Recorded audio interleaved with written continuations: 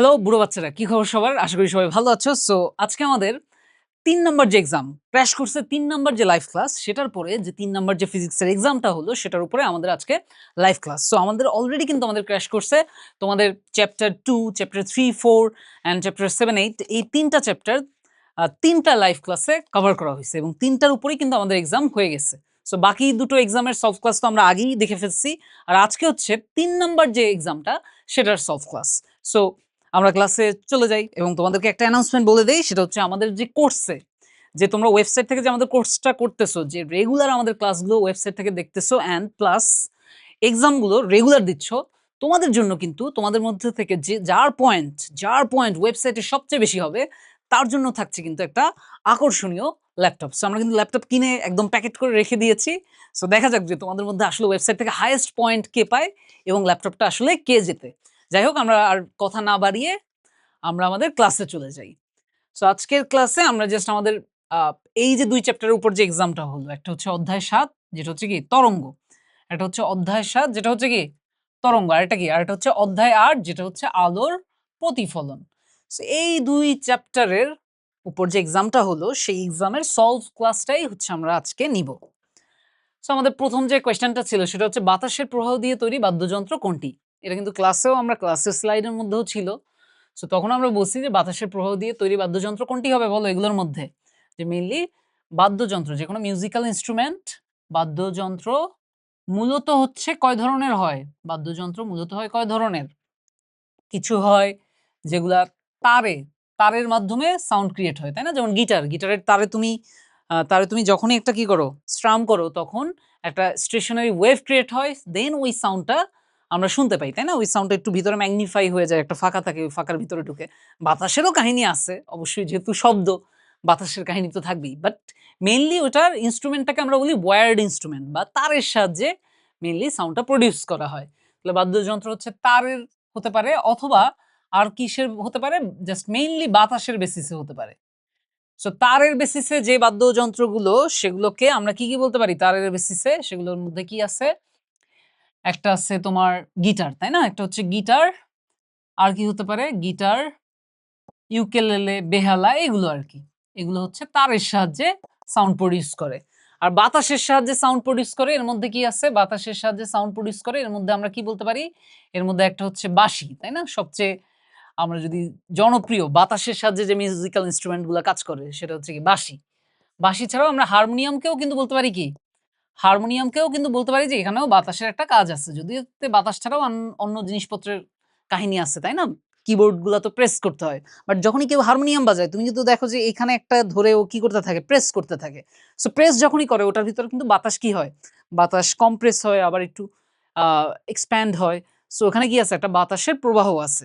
So এখানে option গুলোর মধ্যে দেখি যে কোনটা আসলে তারের বেসিসে কাজ করে আর কোনটা বাতাসের বেসিসে কাজ করে। সো বাতাসের প্রবাহ দিয়ে তৈরি বাদ্যযন্ত্র কোনটি? সেখানে যদি আমরা দেখি আ আ সেতারের অবশ্যই তারের ব্যাপার আছে, তাই না? সেতার, যে বড় সেতার তোমরা দেখে থাকছো হয়তো। তো সেতারে আসলে কি আছে? সেতারের মধ্যে তোমার তার, এটা তার ইউজ করে কাজ করে, তাহলে এটা বাদ। তারপর যদি আমরা বেহালার কথা চিন্তা করি, বেহালাও তোমরা দেখছো, তাই না? বেহালাতে কি হয়? সেটাতেও কিন্তু একটা তার থাকে, তাই না? এবং তারের উপর তোমরা এটা এরকম একটা স্ট্যান্ড, মানে একটা কাঠির মতো থাকে, সেটা দিয়ে কি করা হয়? স্ট্রাম করা হয়। সো বেহালাও আসলে তার, মানে ওয়্যার্ড ইন্সট্রুমেন্ট, তাহলে এটাও বাদ। এরপরে বাতাসের প্রবাহ দিয়ে তৈরি বাদ্যযন্ত্র কোনটি? ২ টা আছে, তাই না? একটা হচ্ছে তবলাও আছে, আর আমার অপশনের মধ্যে কি আছে? হারমোনিয়াম। এখন দেখো, তবলার বেলায় কি হয়? তবলার বেলায় তুমি যখনই তবলাতে প্রেস করতেছো, তখন সাউন্ডটা কিন্তু ভিতরে, মানে সাউন্ডটা, এয়ারটা কিন্তু ওটার ভিতরে, তাই না? এয়ারটা ওটার ভিতরে, এবং ওই সাউন্ডটা বা ওই এয়ারটা কিন্তু বাইরে বের হয়ে আসতে পারতেছে না। ভিতরে যেটা ম্যাগনিফাই হয়ে যাচ্ছে। যদিও যে সাউন্ডটা ক্রিয়েট করছে, সেই সাউন্ডটা পরে ট্রান্সমিট করে যাচ্ছে। বাট ওটাতে কিন্তু বাতাসের প্রবাহও আমরা বলতে পারি না। বাতাসের প্রবাহ যদি আমরা বলি, তাহলে কিন্তু আমার সবচেয়ে অ্যাকুরেট অপশন কোনটা হবে?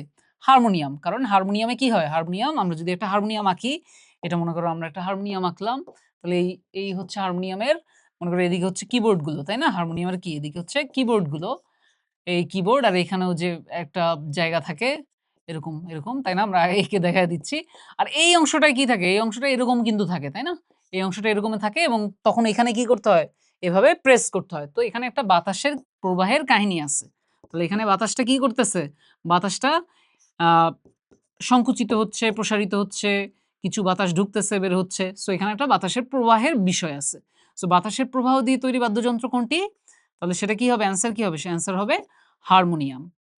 এর পরেরটায় আমরা চলে যাই। নিচের কোন মাধ্যমে শব্দ দ্রুত চলে? তোমাদের একটা ক্লাসে বোঝানো হয়ে গেছে যে শব্দ দ্রুত চলে যেই মাধ্যমের ঘনত্ব বেশি। যেই মাধ্যমের ঘনত্ব বেশি সেটাতে শব্দ সবচেয়ে দ্রুত চলে। কারণ সেটাতে ভাইব্রেশনটা খুব ইজিলি ট্রান্সমিট হতে পারে। কারণ একটা পরমাণু থেকে আরেকটা পরমাণু খুব কাছে থাকে। দ্যাটস ওয়াই একটা ভাইব্রেশন ক্রিয়েট হলে সেটা খুব ইজিলি পাস করে চলে যেতে পারে। তাহলে নিচের কোন মাধ্যমে শব্দ দ্রুত চলে? অ্যান্সার হবে কোনটা বলো? অ্যান্সার হবে কিন্তু আমার কোনটা অ্যান্সার হবে বলো? অ্যান্সার হবে এগুলোর মধ্যে যেটার ঘনত্ব সবচেয়ে বেশি। পানি হচ্ছে লিকুইড, তাহলে এটা বাদ। পারদ এটাও লিকুইড, হাইড্রোজেন তো গ্যাস, এটা তো আরো বাদ। তাহলে মেইনলি কোনটা অ্যান্সার কোনটা? অ্যান্সার হচ্ছে লোহা।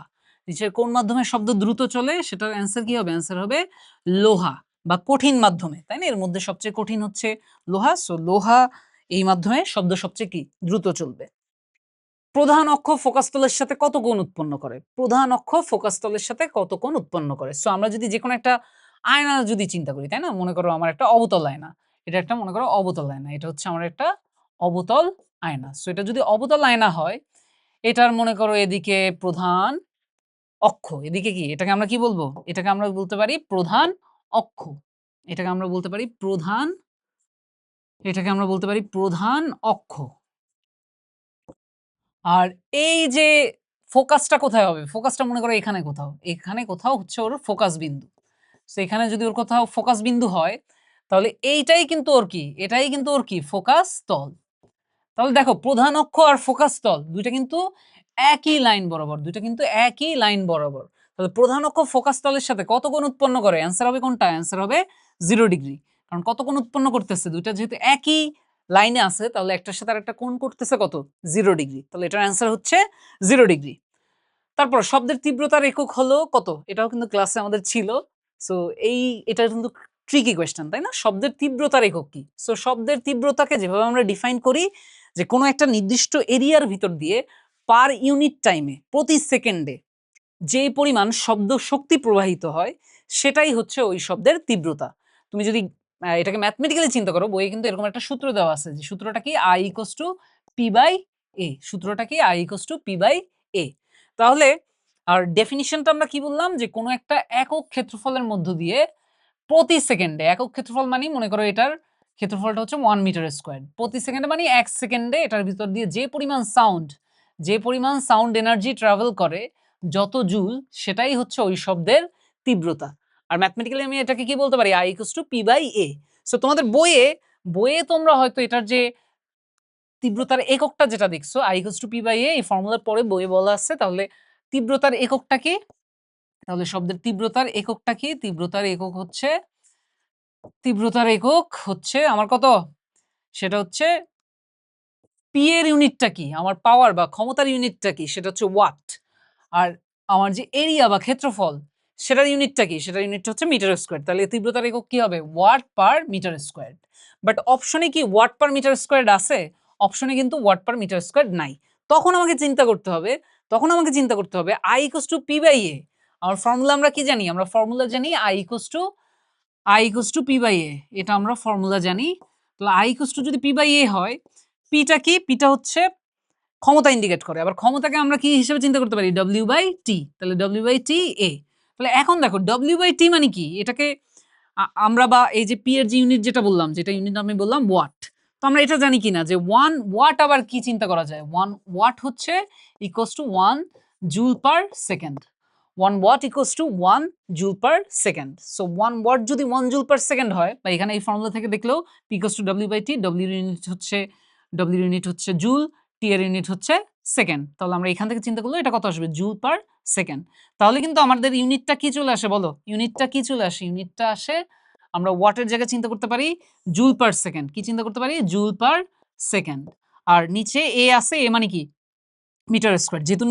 যেহেতু আমার নিচে আছে তাহলে এটা কি হবে? Joule per second per metre square. তাহলে আমার কারেক্ট অ্যান্সার কোনটা? কারেক্ট অ্যান্সার কিন্তু হচ্ছে A, joule per second per metre square. এটা খুবই গুরুত্বপূর্ণ প্রশ্ন। এরকম অনেক সময়ই এককটা ডিরেক্ট দেওয়া থাকবে না, একটু এভাবে ঘুরায় দিতে পারে। সো তখন কিন্তু আমাদের ভুল করলে চলবে না। তো পরেরটায় চলে যাই। আমাদের নিচের উদ্দীপকের আলোকে পরবর্তী ২টি প্রশ্নের উত্তর দাও। তাহলে এখানে পরবর্তী ২টা প্রশ্ন আসছে, টেনশনের কিছু নাই। এখানে একটা, পরের পেজে আরেকটা। সো উৎস থেকে প্রতিফলক পৃষ্ঠের দূরত্ব কত বলছে? উৎস থেকে, এখানে এই যে উৎস, সেই উৎস থেকে, এটা হচ্ছে আমাদের উৎস, উৎস থেকে প্রতিফলক পৃষ্ঠের দূরত্ব কত বলছে? 30 মিটার। দূরত্ব কত বলছে? 30 মিটার কোয়েশ্চেনে বলে দিছে। এবং 0 ডিগ্রি সেলসিয়াস তাপমাত্রায় শব্দের বেগটা বলে দিছে কত? 330 metre per second. 0 degree Celsius তাপমাত্রায় শব্দের যে বেগটা সেটা কত বলে দিচ্ছে? সেটা বলছে 330 মিটার পার সেকেন্ড। এখন জানতে চাচ্ছে উৎস হতে প্রতিফলক পৃষ্ঠে যেতে শব্দের কত সময় লাগবে। তাহলে উৎস থেকে প্রতিফলক পৃষ্ঠের দূরত্ব হচ্ছে 30 মিটার, আর যেহেতু এই দূরত্বটা শব্দ যাবে কিসে? একটা সমবেগে যাবে, সেক্ষেত্রে আমরা সমবেগের বেলায় দূরত্বের যে সূত্র জানি, সূত্রটা কি? s equals to vt। সেটা থেকে সময়টা বের করতে চাইলে আমরা কি লিখতে পারি? যে t equals to s by v, t equals to s by v। So t equals to যদি s বাই v হয়, t ইকুয়ালস টু যদি আমার s বাই v হয়, তাহলে এখানে s এর জায়গায় আমরা কি বসাবো? s এর জায়গায় আমরা বসাবো 30, কারণ দূরত্বটা কত? দূরত্বটা বা ডিসপ্লেসমেন্ট হচ্ছে 30 মিটার। আর নিচে নিচে যে বেগ, সেই বেগের জায়গায় আমরা কি বসাবো? অনেকেই যে ভুলটা আমরা করব সেটা হচ্ছে বেগের জায়গায় কত বসাই দিব? বেগের জায়গায় 330 বসাই দিব। বাট বেগের জায়গায় তুমি যদি 330 বসাও, মনে করো তুমি বেগের জায়গায় কি করলা?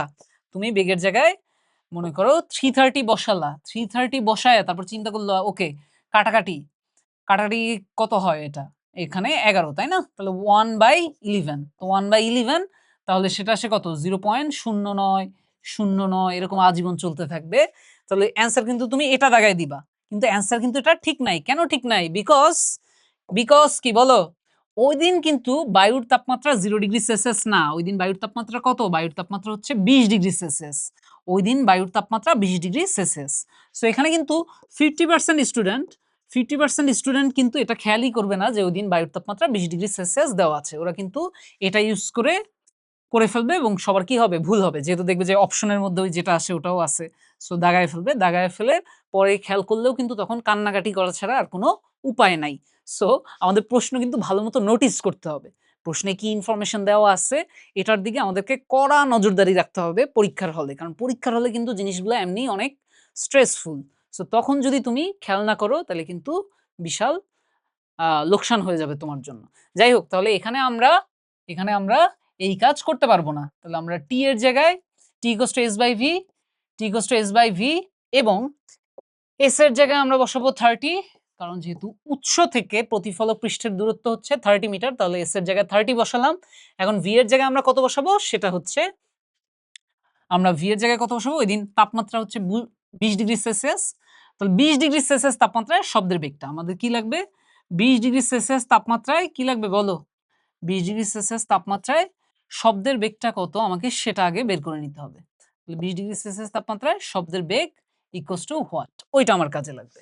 সো 20 ডিগ্রি সেলসিয়াস তাপমাত্রায় যদি শব্দের বেগ বের করতে চাই, 20 ডিগ্রি সেলসিয়াস তাপমাত্রায় আমি যদি শব্দের বেগ বের করতে চাই, তাহলে আমরা এই সম্পর্কটা তো জানি, তাই না? যে v varies as √t, v varies as √t। So v varies as √t মানে কি? যে কোনো তাপমাত্রায় শব্দের বেগ ওই তাপমাত্রার বর্গমূলের সমানুপাতিক। তাহলে v ভ্যারিজেস √t হলে এখান থেকে আমরা কি লিখতে পারি? আমরা লিখতে পারি v by v not equals to √t by t not. তাহলে এই সম্পর্ক ইউজ করে আমরা v বের করে ফেলতে পারবো। তাহলে আমরা এখান থেকে লিখতে পারি অতএব v equals to v not √t by t not. তাহলে এখানে v নট এর জায়গায় হচ্ছে v নট মানে 0 ডিগ্রি সেলসিয়াস তাপমাত্রায় শব্দের বেগ, যেটা দেওয়া আছে 330 মিটার পার সেকেন্ড। এটা দেওয়া থাকতেও পারে, অনেক সময় দেওয়া নাও থাকতে পারে। এটা কিন্তু তোমাকে মনে রাখা লাগবে যে 0 ডিগ্রি সেলসিয়াস তাপমাত্রায় শব্দের বেগটা আসলে কত। তাহলে এখানে v নট এর জায়গায় আমরা বসাবো 330 into √t by t not. তো তাহলে t এর জায়গায় আমরা কত বসাবো? ওই দিনের তাপমাত্রা কত? 20 ডিগ্রি সেলসিয়াস। তাহলে ওটাকে কিসে কনভার্ট করে বসাবো? ডিরেক্ট 20 বসালেও কিন্তু আমার কি হবে বলো? এখানে যদি আমি কি করি? এখানে যদি আমি মনে করো 20 বসাই, তাহলেও কিন্তু আমার কি হবে? আমার ভুল হবে। এখানে 20 বসালেও আমার কি হবে? ভুল হবে। কারণ আমাকে কি করতে হবে?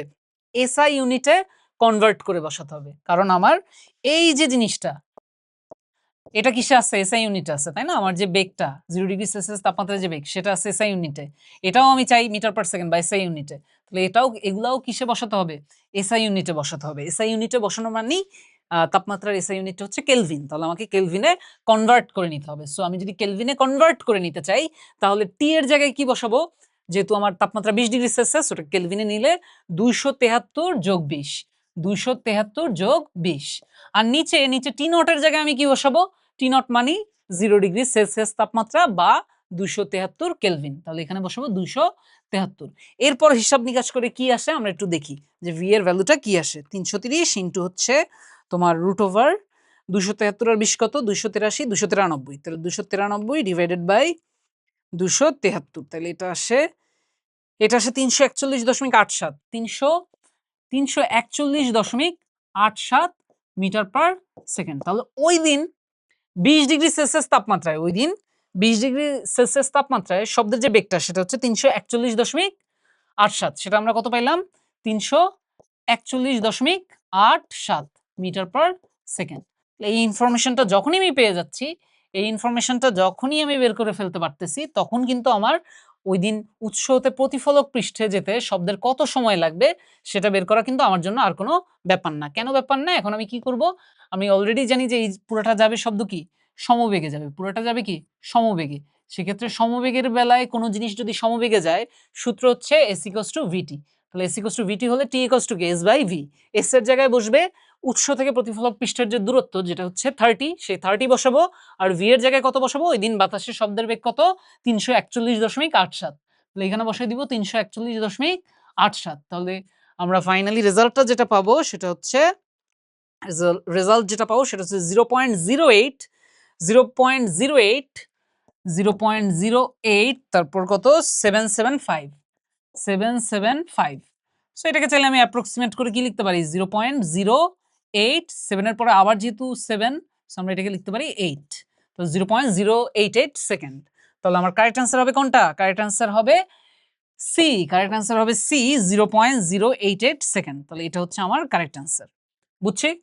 তাহলে আশা করি তোমাদের এই প্রশ্নে কোনো সমস্যা হবে না। আমরা পরেরটায় চলে যাই। পরের যে মানে একই উদ্দীপক থেকে দুইটা প্রশ্ন, একই উদ্দীপক থেকে দুইটা প্রশ্ন, দুইটা প্রশ্নের পরের প্রশ্নটা। উৎস থেকে প্রতিফলক পৃষ্ঠের দূরত্ব কত? 30 মিটার।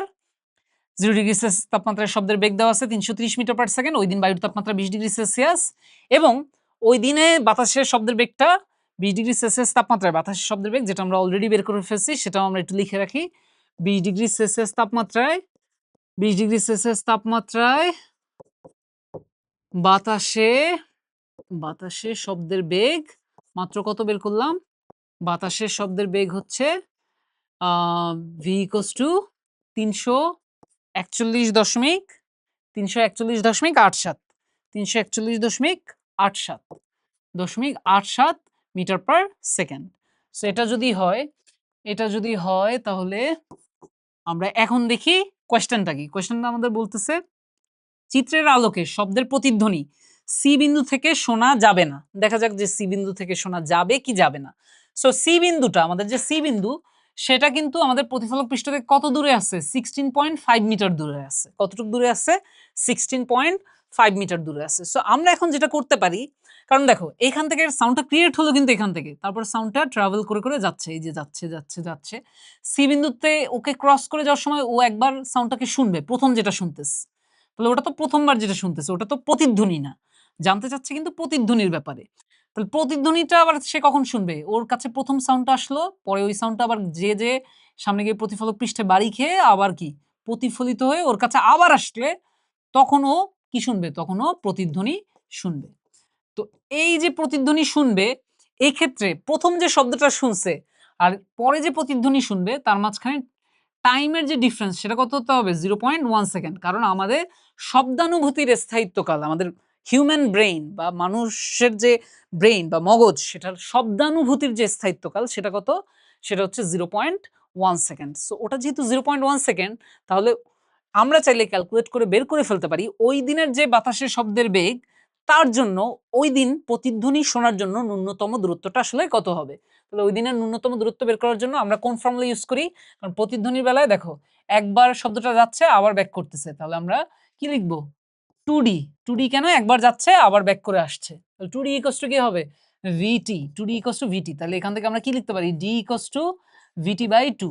D = কি? VT/2। সো D = যদি VT/2 হয় তাহলে আমরা V এর জায়গায় কি লিখবো? 341.87 341.87 আর T এর জায়গায় কত হবে? 0.1 সেকেন্ড। আর নিচে 2, তাহলে ডিভাইড করলে আমরা কত পাবো? ডিভাইড করলে আমরা পাবো 341.87 ইন্টু 0.1 ডিভাইড বাই 2। তাহলে ওই দিন প্রতিধ্বনি শোনার জন্য সর্বনিম্ন দূরত্ব হতে হবে 17.0935 মিটার। তাহলে আমার সি বিন্দুতে যদি কেউ থাকে, সি বিন্দুতে যদি কেউ দাঁড়ায় থাকে, সে তো প্রতিফলক পৃষ্ঠ থেকে 16.5 মিটার দূরে, মানে ওই দূরত্বের চেয়েও কম দূরে। প্রতিধ্বনি শোনার জন্য ওই দিন আমাকে ন্যূনতম এতটুকু দূরত্ব লাগবেই, বাট ওই লোক আছে তার চেয়েও কম দূরত্বে প্রতিফলক পৃষ্ঠ থেকে। তাহলে সি বিন্দু থেকে শোনা যাবে না প্রতিধ্বনি। তাহলে কথা সত্য, সি বিন্দু থেকে প্রতিধ্বনি শোনা যাবে না। এরপর বলতেছে বি বিন্দু থেকে শোনা যাবে। সো বি বিন্দু থেকে শোনা যাবে কিনা দেখা যাক।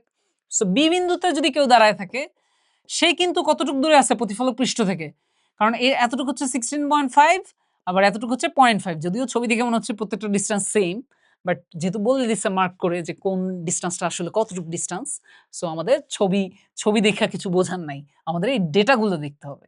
সো তাহলে এই বি বিন্দুতে যদি কেউ দাঁড়ায় থাকে, সে কিন্তু প্রতিফলক পৃষ্ঠ থেকে কতটুকু দূরে আছে? 17 মিটার দূরে আছে, কারণ এইটা হচ্ছে 16.5, এখানে 0.5, দুটা যোগ করলে হবে 17।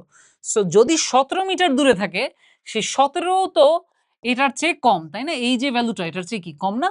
তাহলে 17 যেহেতু এটার চেয়ে কম, এবং বইয়ে যেহেতু রিগোরাস ভাবে বলে দেওয়া আছে শব্দানুভূতির স্থায়িত্বকাল 0.1 সেকেন্ড, সো এই জন্য আমাদের এটা নিয়ে আর মানে কোনো ডিবেট করার সুযোগ নাই।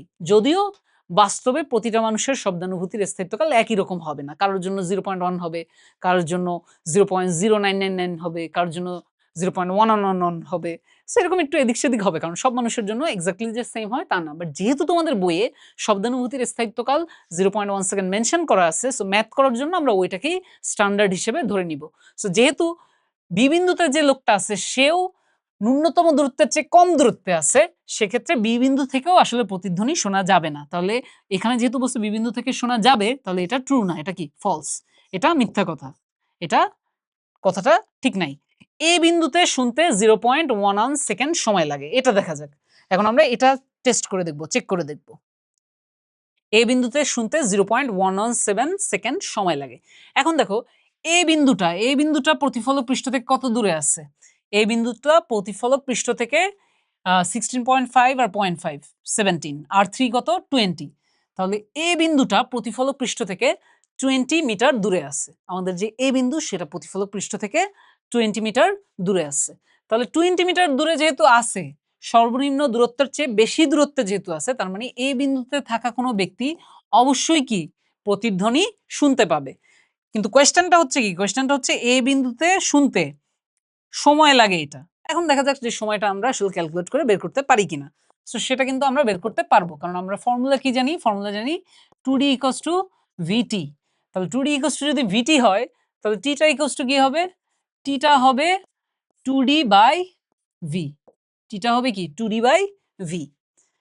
তাহলে কারণ এই যে সময়টা এটা লাগে, এই সময়টা মানে কোন সময়টা? প্রথম একবার সাউন্ডটা উৎস থেকে যে ক্রিয়েট হলো, সেই সাউন্ডটা একবার তো শুনলো, প্রথম একবার শুনলো, পরে ওই সাউন্ডটা আবার গিয়ে এখানে গিয়ে বাড়ি খেয়ে প্রতিফলিত হয়ে আবার ওর কানে আসলেই তো প্রতিধ্বনি শুনবে।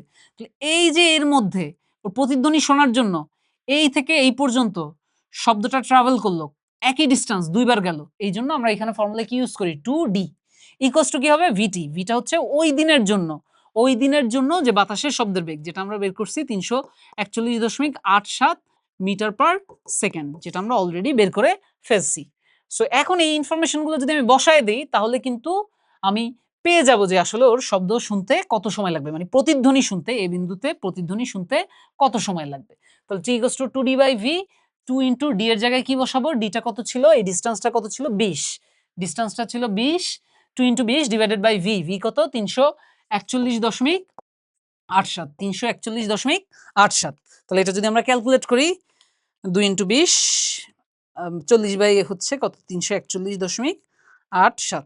তাহলে এটা আসে 0.117 সেকেন্ড। তাহলে এটাতে বলতেছে কি এ বিন্দুতে শুনতে 0.117 সেকেন্ড সময় লাগে। তাহলে কথা এটা সত্য। তাহলে প্রথমটাও সত্য, দ্বিতীয়টা মিথ্যা, লাস্টেরটাও সত্য। তাহলে কারেক্ট অ্যান্সার কি? 1 আর 3। কারেক্ট অ্যান্সার কি? কারেক্ট অ্যান্সার হচ্ছে 1 and 3। তাহলে আমার বি হচ্ছে কারেক্ট অ্যান্সার। বুঝছি কি না? কনফিউশন আছে কারো কোনো? মানে মেইন ব্যাপারটা হচ্ছে এখানে যে লোকটা দাঁড়ায় আছে সে প্রথম তো একটা সাউন্ড, মানে এখানে যেহেতু সাউন্ডটা ক্রিয়েট হচ্ছে, শব্দের উৎস যেহেতু এটা হচ্ছে সোর্স, উৎস থেকে যাওয়ার সময় একবার তো সাউন্ডটার সাথে সাথে শুনে ফেললো, পরে ওই সেম সাউন্ডই আবার কি যে এইখানে গিয়ে একটা দেয়াল, এই দেয়ালে বাধা পেল, দেয়ালে বাধা পেয়ে আবার যে ওর পর্যন্ত আসবে, আবার যে ওর পর্যন্ত আসবে, সেক্ষেত্রে যেহেতু ওর ডিস্টেন্সটা ন্যূনতম দূরত্বের চেয়ে বেশি দূরত্বে আছে, যেহেতু 20 মিটার দূরে আছে, সো অবশ্যই ও প্রতিধ্বনি শুনতে পাবে। বাট সেই প্রতিধ্বনিটা যে শুনবে, এক্ষেত্রে ওর টাইমটা কত লাগবে, এক্ষেত্রে টাইমটা কত লাগবে, সেক্ষেত্রে আমরা 2d = vt এই ফর্মুলা ইউজ করব, এবং t = কি 2d/v, তাহলে 2d মানে হচ্ছে 2 × 20, কারণ ও যে ডিসটেন্স আছে সেটা কত 20, কারণ শব্দটা তো ওর কানে প্রথম যে শব্দটা গেল, তারপর যে দ্বিতীয় যে শব্দটা আসলো, কারণ দ্বিতীয় শব্দটাই তো প্রতিধ্বনি, এই শব্দটা কতটুকু দূরত্ব গেল, প্রথম ওর কানে ঢোকার পর থেকে এই যে 20 গেল, আবার 20, তাহলে 40, তাহলে উপরে কত হবে, উপরে হচ্ছে 40, আর নিচে কত, এই পুরোটা শব্দ যাচ্ছে সমবেগে, তাহলে বেসিক্যালি এটা হচ্ছে ওই t = s/v, তাহলে s টা হচ্ছে 2d, s টা হচ্ছে 20 বাই v এর জায়গায় কত 341.87, কারণ ওই দিন বাতাস শব্দের বেগটা কত 341.87, তাহলে ওটা দিয়ে ডিভাইড করে দিলে আমরা কি পেয়ে যাব, ফার্স্ট সাউন্ডের পরে সেকেন্ড সাউন্ডটা ওর কাছে আসতে বা প্রতিধ্বনি আসতে যে সময়টা লাগবে সেটা আমরা পেয়ে যাব। তাহলে সেটা আমরা কত দেখলাম, সময়টা হচ্ছে 0.117 সেকেন্ড। তাহলে আমার কারেক্ট আনসার কি, কারেক্ট আনসার হচ্ছে 1 আর 3। তাহলে আমরা সামনে আগাই। 5 সেন্টিমিটার একটি বস্তুকে একটি অবতল আয়নার সামনে রাখলে প্রতিবিম্ব 2 সেন্টিমিটার হলে বস্তুটির বিবর্ধন কত? খুবই ইজি প্রশ্ন। তাহলে বস্তুটির বিবর্ধন m = কি হবে, m = বিম্বের দৈর্ঘ্য, বিম্বের দৈর্ঘ্য বা প্রতিবিম্বের দৈর্ঘ্য যেটা হচ্ছে 2 সেন্টিমিটার, আর ডিভাইডেড বাই বস্তুর দৈর্ঘ্য সেটা কত 5 সেন্টিমিটার, সেন্টিমিটার সেন্টিমিটার কাটাকাটি হয়ে যাবে, সো বিবর্ধনের কিন্তু কোনো একক নাই। তাহলে 2/5 কত আসে, 2/5 সম্ভবত কত আসবে 0.4, 2/5 আসবে 0.4, তাহলে এটার কারেক্ট আনসার হচ্ছে 0.4। এটা কিন্তু ইজি প্রশ্ন। পাহাড়ি রাস্তার অদৃশ্য বাঁকগুলোতে কত ডিগ্রি কোণে বড় আকারের সমতল আয়না বসানো হয়? মনে করো তুমি ঘুরতে গেছো, সাজেক যাবা, সাজেক যেতে হলে কি তোমার খাগড়াছড়ির আঁকাবাঁকা যে রোড, সেই আঁকাবাঁকা রোড দিয়ে যেতে হবে। সো কোনো একটা জায়গায় মনে করো একদম একদম এমন একটা বাঁক, খুবই শার্প একটা টার্ন আছে, খুবই শার্প একটা টার্ন আছে। তো এরকম শার্প টার্ন যদি থাকে, আর এখানে যদি তুমি মনে করো তোমার গাড়ি হচ্ছে এখানে, এটা হচ্ছে তোমার গাড়ি, আর এটা হচ্ছে ওদিক থেকে আরেকটা গাড়ি আসতেছে, তাহলে এক্ষেত্রে তুমি চিন্তা করে দেখো, তুমি যখন আগাচ্ছ সামনে, তুমি কিন্তু জানো না যে ওদিক থেকে কে আসতেছে। সো তুমি যদি এখানে চলে আসো, ও যদি এখানে চলে আসে, তাহলে কি হয়ে যাবে, একটা অ্যাক্সিডেন্ট হয়ে যেতে পারে। সো বেসিক্যালি এই অ্যাক্সিডেন্টটা অ্যাভয়েড করার জন্য, এই অ্যাক্সিডেন্টটাকে অ্যাভয়েড করার জন্য পাহাড়ি রাস্তার অদৃশ্য বাঁকগুলোতে একটা 45 ডিগ্রি অ্যাঙ্গেলে কি করা হয়, 45 ডিগ্রি অ্যাঙ্গেলে, এরকম একটা 45 ডিগ্রি অ্যাঙ্গেলে একটা সমতল আয়না স্থাপন করা হয়, যাতে তুমি এখানে থাকা অবস্থায়, এখানের যে বাস বা ট্রাক বা যেই আছে তাকে তুমি এখান থেকে দেখতে পাও, আবার সেইম ওয়েতে ও যাতে তোমাকে দেখতে পায়। মানে যখনই আমার বাঁকটা এরকম, মনে করো এদিক থেকে রোড এদিকে গেছে, যখন আমি 45 ডিগ্রি অ্যাঙ্গেলে, মানে রোডটা গেছে কিভাবে, এই যে এদিকে গেল, তারপরে এদিকে গেল, এক্ষেত্রে যখন আমি 45 ডিগ্রি অ্যাঙ্গেলে এখানে একটা কি রাখবো, সমতল আয়না রাখবো, আমি যেমন এখান থেকে ওকে দেখতে পাবো, ও আবার ওখান থেকে কি আমাকে দেখতে পাবে, তাহলে আমরা কি অ্যাভয়েড করতে পারবো, আমরা কোনো অ্যাক্সিডেন্ট অ্যাভয়েড করতে পারবো। তাহলে পাহাড়ি রাস্তার অদৃশ্য বাঁকগুলোতে কত ডিগ্রি কোণে বড় আকারের সমতল আয়না বসানো হয়? কারেক্ট আনসার হচ্ছে 45 ডিগ্রি। কত কোণে? 45 ডিগ্রি। একটি শব্দ তরঙ্গ বাতাসে 5 সেকেন্ডে 1750 মিটার পথ অতিক্রম করে, তরঙ্গটির তরঙ্গ দৈর্ঘ্য 0.5 মিটার হলে কম্পাঙ্ক কত? তাহলে আমার জানতে চাচ্ছে কম্পাঙ্ক। এখানে দেখো যে ইনফরমেশন কোয়েশ্চেনে দেওয়া আছে, একটি শব্দ তরঙ্গ বাতাসে 5 সেকেন্ডে 1750 মিটার পথ অতিক্রম করে, তাহলে এই শব্দ তরঙ্গটা 5 সেকেন্ডে কতটুক পথ যায়? 1750 মিটার। তাহলে 1 সেকেন্ডে কতটুক যায়? 1750 বাই 5। তাহলে এটা যেটা আসবে, এটা যেটা আমরা পাবো 1750 ভাগ 5, এটা যেটা আমরা পাবো সেটাই হচ্ছে কি, 350 মিটার পার সেকেন্ড, সেটাই হচ্ছে শব্দের কি, শব্দের বেগ, সেটাই হচ্ছে শব্দের বেগ। তাহলে আমরা শব্দের বেগটা পেয়ে গেলাম, কারণ একটি শব্দ তরঙ্গ বাতাসে 5 সেকেন্ডে, বেসিক্যালি এই যে ইনফরমেশনটা দেওয়া, এটা হচ্ছে টাইম, আর এটা কি, এটা হচ্ছে পথ বা ডিসট্যান্স বা ডিসপ্লেসমেন্ট যেটাই বলি। তাহলে আমরা ভি, মানে কি, V equals two just simply কি এস বাই টি, তাহলে উপরে এস বসাবো, নিচে টি। সো এইভাবেও চিন্তা করতে পারো, বা এরকম ঐকিক নিয়মেও বের করে ফেলতে পারো, যেভাবে তোমার সুবিধা হয়। তো যখনই তুমি বেগ পেয়ে গেলা, যখনই তুমি শব্দের বেগটা পেয়ে গেলা, তখনই তুমি জানো যে ফর্মুলাটা কি, V equals two F lambda. তাহলে যেহেতু ল্যামডার ব্যাপারে ইনফরমেশন দেওয়া আছে, ভিও আমরা জানি, তাহলে এফটা কি হবে, এফটা হবে ভি বাই ল্যামডা, এফটা হবে ভি বাই ল্যামডা। তাহলে ভি এর জায়গায় কি বসবে 350, আর ল্যামডার জায়গায় কত বসবে, ল্যামডার জায়গায় বসবে 0.5, কারণ তরঙ্গ দৈর্ঘ্য দেওয়া আছে 0.5। তাহলে 350 ডিভাইডেড বাই 0.5, তাহলে এটা হয় 700। এটা কত আসে, মানে 350 ডিভাইডেড বাই হাফ, তার মানে 350 ডাবল হয়ে যাবে, কত হয় 700। তাহলে 700 হার্জ, 700 হার্জ। তাহলে আমার ওই দিনে এই বাতাসের কম্পাঙ্কটা বা বাতাসের যে শব্দটা হচ্ছে, তাই না, একটা শব্দ তরঙ্গ যেটা বাতাসে প্রবাহিত হচ্ছে, সেটার কম্পাঙ্কটা তাহলে কত হবে, কম্পাঙ্কটা হবে 700 হার্জ। তাহলে কারেক্ট আনসার কত, 700। এটাও কিন্তু ইজি প্রশ্ন, তাই না। পরেরটা চলে যাই, 40 ডিগ্রি সেলসিয়াস তাপমাত্রায় শব্দের বেগ কত হবে। অলরেডি আমরা দেখাইছি কিন্তু, তাই না, যে ডিফারেন্ট একটা টেম্পারেচারে আসলে শব্দের বেগ কিভাবে বের করতে হয়। সো আমরা যেহেতু জানি যে ভি ভেরিজাস কি, ভি ভেরিজাস রুট টি, তো এখান থেকে আমরা কি লিখতে পারি, এখান থেকে আমরা লিখতে পারি ভি নট ইকুয়ালস টু কি root over T by T not. তাহলে আমরা কি বলতে পারি যে V equals to V not root over T by T not, V not root over T by T not. তাহলে ভি নটটা হচ্ছে কি, ভি নটটা হচ্ছে 0 ডিগ্রি সেলসিয়াস তাপমাত্রায় বাতাসে শব্দের বেগ, যেটা প্রশ্নে দেওয়া থাকতেও পারে, আবার এই প্রশ্নের মতো অনেক সময় দেওয়া নাও থাকতে পারে। সো ওই ভ্যালুটা তোমাকে মনে রাখতে হবে। তাহলে ওই ভ্যালুটা কত, ওই ভ্যালুটা হচ্ছে 330 into root over T by T nought. T এর জায়গায় বসবে কোন টেম্পারেচারটা, 40 ডিগ্রি সেলসিয়াস। যেহেতু আমাকে এসআই ইউনিটে কনভার্ট করে নিতে হবে, তাহলে এটাকে আমি কেলভিনে কনভার্ট করে বসাবো। সো 40 ডিগ্রি সেলসিয়াসকে কেলভিনে যদি কনভার্ট করি, 40 ডিগ্রি সেলসিয়াসকে যদি আমি কেলভিনে কনভার্ট করি, তাহলে 40 সাথে কত যোগ করতে হবে, 273। যেটা পাবো সেটা কত হয়, 40 যোগ 273 কত হয়, 273, 83, 93, 303, 313। তাহলে এটা হচ্ছে 313 কেলভিন। তাহলে এখানে টি এর জায়গায় বসবে 313, 313, 313, আর নিচে টি নট এর জায়গায় বসবে কত, 0 ডিগ্রি সেলসিয়াস তাপমাত্রা, বা যেটাকে আমরা যদি কেলভিনে কনভার্ট করি সেটা কত আসে, 273। তো এটা বসায় দিলে আমি যদি একটু ক্যালকুলেট করি আমি কিন্তু অ্যান্সার পেয়ে যাবো। তাহলে আমার অ্যান্সারটা হবে 330 into root over 313 divided by 273। তাহলে হিসাব করলে কত আসে, হিসাব করলে আসে 300, হিসাব করলে কত আসে, এটা হিসাব করলে আসে, এটা হিসাব করলে আসে 353.35 আর কি, 353.35 মিটার পার সেকেন্ড। সো এখানে অপশনে যেহেতু দশমিকের পরের পার্টের কিছু দেওয়া নাই, 353টাই তাহলে আমরা কারেক্ট অ্যান্সার হিসেবে ধরে নিতে পারি, তাই না। দশমিকের পরের অতটুকু আসলে নেগলেক্ট করছে, অবহেলা করছে, মানে ইগনোর করছে। সো 40 ডিগ্রি সেলসিয়াস তাপমাত্রায় শব্দের বেগটা তাহলে কত হবে, 353 মিটার পার সেকেন্ড। এটা হচ্ছে আমাদের কারেক্ট অ্যান্সার।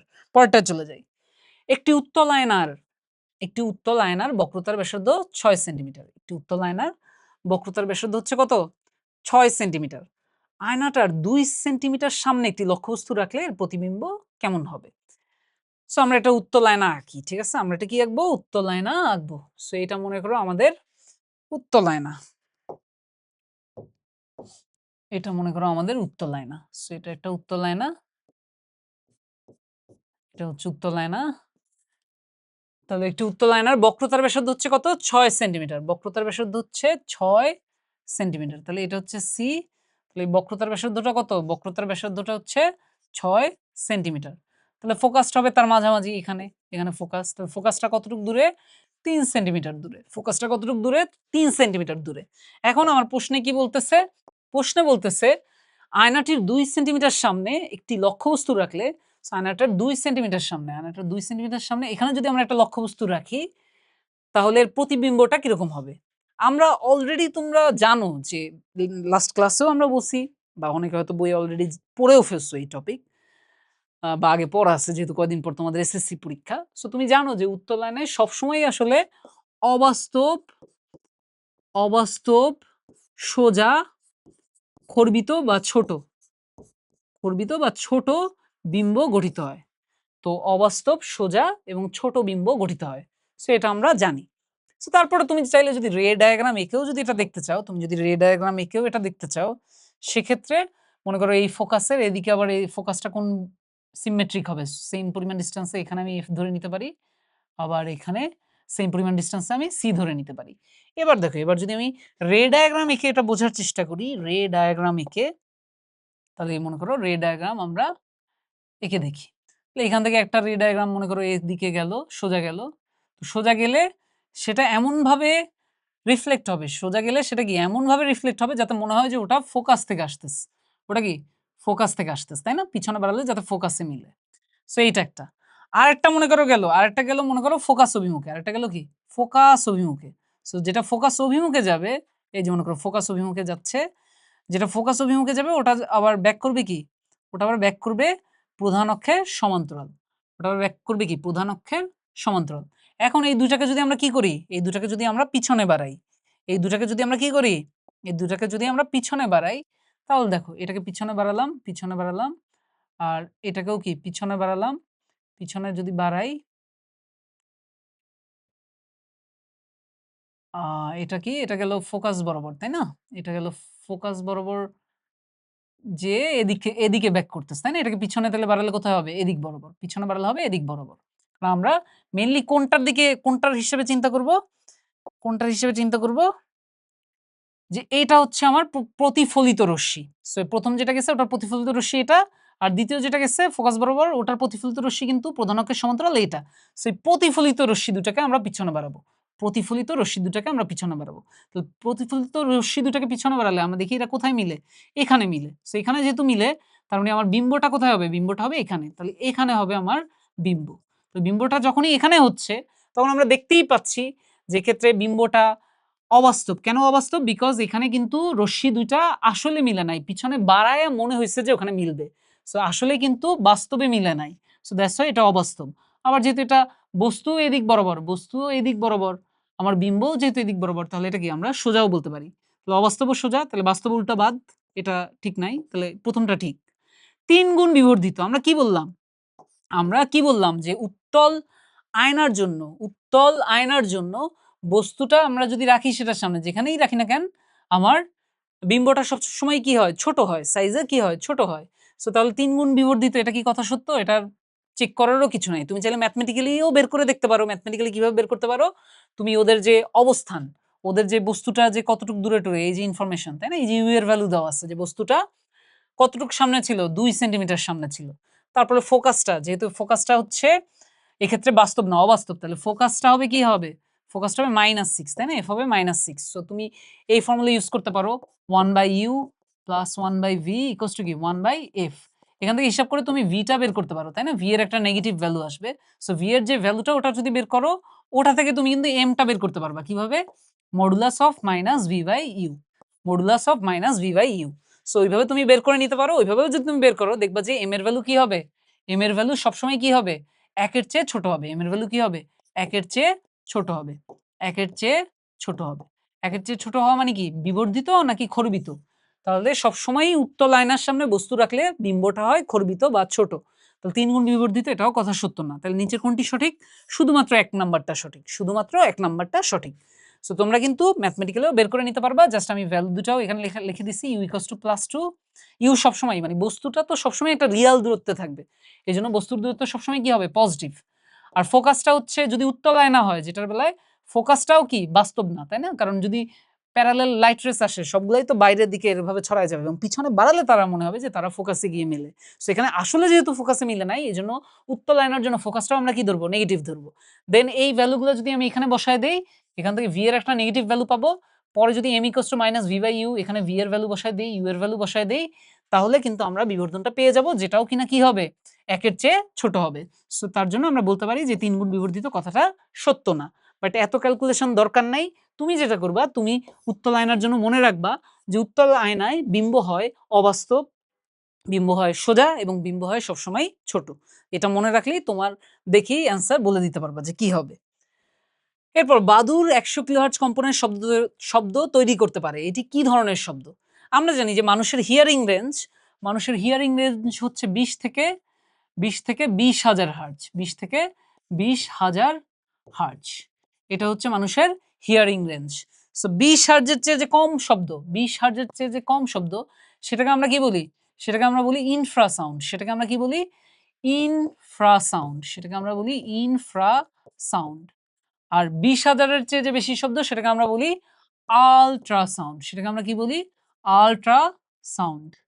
তাহলে বাংলাটা যদি বলি ইনফ্রাসাউন্ড মানে হচ্ছে শব্দেতর, বাংলাটা হচ্ছে শব্দেতর, যেটা হচ্ছে আমাদের হিয়ারিং রেঞ্জের চেয়ে কম। আর যেটা আল্ট্রাসাউন্ড সেটা কি? সেটা হচ্ছে শব্দোত্তর, মানে আমাদের হিয়ারিং রেঞ্জের চেয়ে বেশি। তাহলে বাদুর যে শব্দটা করতেছে 100 কিলোহার্টজের, এটা তো আমাদের হিয়ারিং রেঞ্জের চেয়ে বেশি। তাহলে এটা কারেক্ট অ্যান্সার কি হবে? শব্দোত্তর। এটা হবে শব্দোত্তর।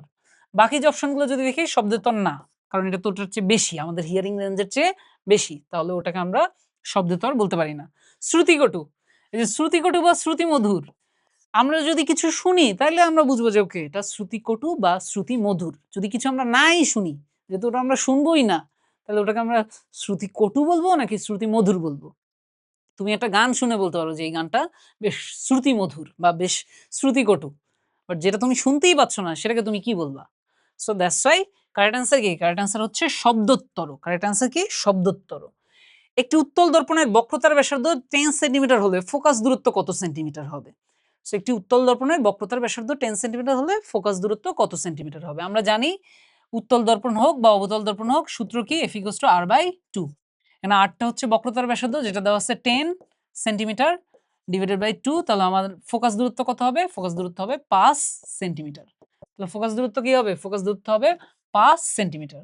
তাহলে একটি উত্তল দর্পণের বক্রতার ব্যাসার্ধ 10 সেন্টিমিটার হলে ফোকাস দূরত্ব 5 সেন্টিমিটার। জাস্ট ফর্মুলা মনে রাখবো। কি ফর্মুলা মনে রাখবো? F = R/2। এই চ্যাপ্টারে জাস্ট ফর্মুলা এটা মনে রাখবো, আর মনে রাখবো 1/u + 1/v = 1/f। আর হচ্ছে এই যে ইউ ভি এফ এর মধ্যে কোনটা পজিটিভ হবে কখন, কোনটা কখন নেগেটিভ হবে, এটা যদি মাথায় রাখি এই চ্যাপ্টারে কিন্তু আর কোনো ম্যাথসই নাই। এই জাস্ট এইগুলো জানা থাকলেই যে কোনো ম্যাথ তুমি সলভ করে ফেলতে পারবা, সেটা এমসিকিউতে হোক বা সিকিউতে হোক। নিচের উদ্দীপকের আলোকে পরবর্তী দুটি প্রশ্নের উত্তর দাও। দর্পণের মেরু হতে কত দূরে বিম্ব গঠন করে? দর্পণের মেরু হতে কত দূরে বিম্ব গঠন করে? এটা চাইলে তুমি রে ডায়াগ্রামের সাহায্যেও যেমন আঁকতে পারো, আবার ম্যাথমেটিক্যালিও তুমি বের করতে পারো। সো আমরা যেহেতু অ্যান্সারটা ম্যাথমেটিক্যালি আছে, তাই না? ম্যাথমেটিক্যালি যেহেতু অপশনগুলো আছে, আমি ম্যাথমেটিক্যালি দেখাই, পরে তোমাকে রে ডায়াগ্রাম এঁকেও দেখাই দিব। সো ম্যাথমেটিক্যালি যদি আমি এটা করতে চাই, এটা একটা কেমন আয়না? উত্তল আয়না নাকি অবতল আয়না? এটা একটা কেমন আয়না বলো? যেহেতু আমার যেই সারফেসে আমি আমার রিফ্লেকশন দেখতে পাচ্ছি বা যেটার সামনে আমি দাঁড়াচ্ছি, ওই তলটা ধরলে আমার কি মনে হবে? অবতল মনে হবে, কারণ প্রলেপ তো দেওয়া এদিকে। তাহলে এটা একটা কি আয়না বলো? এটা একটা হচ্ছে অবতল, এটা একটা হচ্ছে অবতল আয়না। সো এই যে অবতল আয়না, সেটার সামনে বস্তু আছে কত দূরে? বস্তু আছে 20 সেন্টিমিটার দূরে। কতটুক দূরে আছে? 20 সেন্টিমিটার দূরে। তাহলে বস্তুর যে দূরত্ব সেটা সবসময় কি হয়? পজিটিভ হয়। তাহলে u = +20 সেন্টিমিটার। এরপর ফোকাস যে দূরত্ব, ফোকাসটা কোথায়? এখানে। তো যেহেতু এটা একটা অবতল আয়না, যেহেতু এটা একটা কি? অবতল আয়না। আর অবতল আয়নার বেলায় যেটা হয়, অবতল আয়নার বেলায় যেটা হয় যে আমার যদি একগুচ্ছ প্যারালাল লাইট রেস আসে, তাই না? একগুচ্ছ যদি প্যারালাল লাইট রেস আসে, তাহলে প্রত্যেকটা প্যারালাল লাইট রেস কি হয়? প্রত্যেকটা প্যারালাল লাইট রেস কিন্তু কি হয়? প্রত্যেকটা প্যারালাল লাইট রেস কিন্তু তোমার এই ফোকাস দিয়ে যাবে, তাই না? এটা মনে করো ফোকাস দিয়ে গেল, এটা আবার এটাও রিফ্লেক্ট হয়ে ফোকাস দিয়ে গেল। এরকম সব প্রত্যেকটা ফোকাস দিয়ে গেলে এখানে কিন্তু ফোকাসে এরা কি আসলেই মিলিত হচ্ছে। ফোকাসে এরা আসলেই মিলিত হচ্ছে। এজন্য অবতল আয়নার জন্য ফোকাস দূরত্বটাকে আমরা কি বলবো? পজিটিভ বলবো। অবতল আয়নার জন্য ফোকাস দূরত্বটাকে আমরা পজিটিভ বলবো। তাহলে F ইকুয়ালস টু কি? তাহলে F ইকুয়ালস টু কি?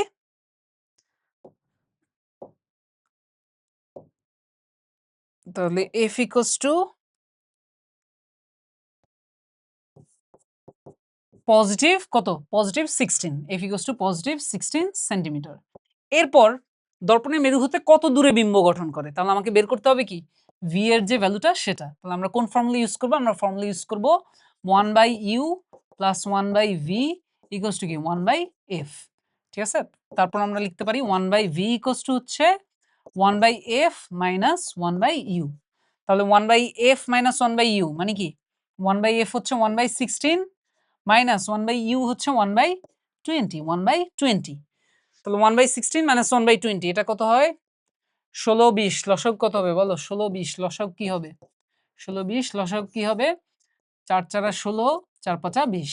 ৪ × ১৬, ৫ × ১৬ ৮০। লসাগু হবে ৮০। তাহলে ৮০, ৫ × ১৬ ৮০, সো এখানে হবে ৫। আবার এটা কত? ৪ × ২০ ৮০, তাহলে ৫ - ৪। তাহলে 1/80, তাহলে আমরা 1/v-টা কি পাই? আমরা 1/v-টা পাই 1/v-টা পাই 1/80। তাহলে v হচ্ছে কত? v হচ্ছে 80 সেন্টিমিটার। তাহলে বিম্বটা গঠিত হবে কত দূরে? বিম্বটা গঠিত হবে 80 সেন্টিমিটার দূরে। যেহেতু এই অ্যান্সারটাও কি আসছে? পজিটিভ আসছে। এই অ্যান্সারটা যেহেতু পজিটিভ আসছে তার মানে কি? এই ক্ষেত্রে আমার বিম্বটা যে গঠিত হবে সেটা 80 সেন্টিমিটার কি আয়না থেকে সামনের দিকে, এবং সেটা বাস্তবেই রেড গুলা ওখানে মিলবে। বাস্তবিক কি রে গুলো আয়না থেকে সামনে 80 সেন্টিমিটার দূরে মিলবে। সো তুমি ম্যাথ করেই দেখে ফেলতেছি আমরা এটার কারেক্ট অ্যান্সার কি? কারেক্ট অ্যান্সার হচ্ছে 80 সেন্টিমিটার। দর্পণের মেরু হতে কত দূরে বিম্ব গঠন করবে? মেরুটা হচ্ছে এই বিন্দুটা। তাহলে এই মেরু থেকে কত দূরে বিম্বটা গঠিত হবে? 80 সেন্টিমিটার দূরে। এবার যদি এই জিনিসটাকে আমরা একটু রে ডায়াগ্রাম দিয়েও বোঝার চেষ্টা করি যে আসলেই অত দূরে হয় কিনা, যদি জাস্ট বোঝার চেষ্টা করি, যেহেতু রে ডায়াগ্রাম জিনিসটাও বোঝাটা ইম্পর্ট্যান্ট। তাহলে আমরা রে ডায়াগ্রাম দিয়ে যদি দেখি, মনে করো একটা লাইট রেস আসলো, আমি এটা ডিফারেন্ট কালার নেই। তাহলে একটা লাইট রেস মনে করো এখান থেকে আসলো, প্রধান অক্ষের সমান্তরাল, ওটা যাবে কোথা দিয়ে? ওটা যাবে কোথা দিয়ে? ওটা যাবে প্রধান অক্ষের সমান্তরাল, ওটা যাবে কোথা দিয়ে? ওটা যাবে ফোকাস দিয়ে। এই যে ফোকাস দিয়ে গেল, ফোকাস দিয়ে গেল, এই যে ফোকাস দিয়ে গেল। আরেকটা মনে করো, আরেকটা লাইট রেস মনে করো ফোকাস দিয়ে গেল, ফোকাস দিয়ে গেল, ফোকাস দিয়ে যেটা যাবে ওটা আবার আয়নায় পড়ে রিফ্লেক্ট হবে কোন দিকে? রিফ্লেক্ট হবে প্রধান অক্ষের সমান্তরালভাবে, রিফ্লেক্ট হবে প্রধান অক্ষের সমান্তরালভাবে। সো প্রধান অক্ষের সমান্তরালভাবে যদি রিফ্লেক্ট হয়, তাহলে এই দুটা রশ্মি কোথায় মিলতেছে? এই দুটা রশ্মি কোথায় মিলতেছে? এই দুটা রশ্মি মিলতেছে এই জায়গায়, এই জায়গাটা মিলতেছে। তাহলে আমার বিম্বটা গঠিত হবে কোথায়? বিম্বটা গঠিত হবে এখানে।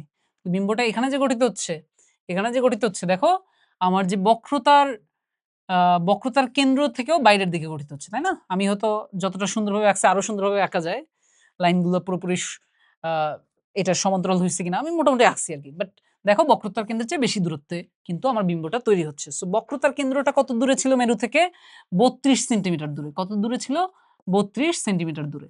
তার চেয়েও দূরে 80 সেন্টিমিটার দূরে হচ্ছে, তাহলে আমাদের কি গঠিত হবে? বিম্বটা গঠিত হবে। এবং বিম্বটা কিন্তু এই যে বিন্দুতে যে মিলছে এটা কিন্তু আসলেই মিলছে। তাহলে এটা একটা কি বিম্ব? এটা একটা বাস্তব বিম্ব। এবং বাস্তব এবং একই সাথে আমরা কি বলতে পারি? বিম্বটা উল্টো। এবং একই সাথে আরেকটা কি বলতে পারি? এক্ষেত্রে বিম্বটা কি হবে? বিম্বটা বিবর্ধিত। বিম্বটা বিবর্ধিত। সো এই ইনফরমেশন গুলো আমাদের হয়তো পরের কোশ্চেন আবার কাজে লাগেও যেতে পারে। সো এক্ষেত্রে বলছে এবি কে দর্পণের দিকে 10 সেন্টিমিটার সরালে, এবি কে দর্পণের দিকে, এই যে আমার এবি অবজেক্টটা, এটাকে যদি দর্পণের দিকে বা আয়নার দিকে 10 সেন্টিমিটার সরাই, 10 সেন্টিমিটার সরানোর মানে কি? এখন আসছে এটা 20 সেন্টিমিটার দূরে। 10 সেন্টিমিটার সরানো মানে কি? আয়নার মেরু থেকে এটা কত দূরে হবে? মেরু থেকে এটা হবে মেরু থেকে এটা হবে 10 সেন্টিমিটার দূরে। সো মেরু থেকে 10 সেন্টিমিটার দূরে এখানে মনে করো, এখানে আমার বস্তুটা।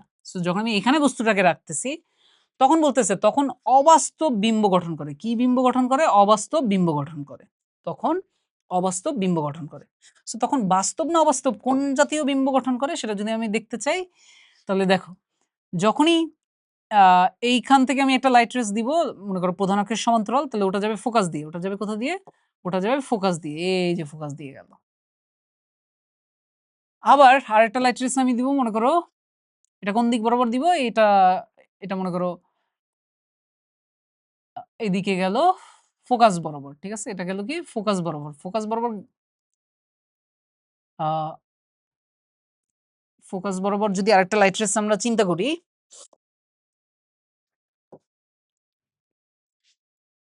যেহেতু আমাদের ফোকাসের চেয়েও কিন্তু যেহেতু ভিতরের দিকে ঢুকে গেছে, ভিতরের দিকে যেহেতু ঢুকে গেছে, আমরা চাইলে আ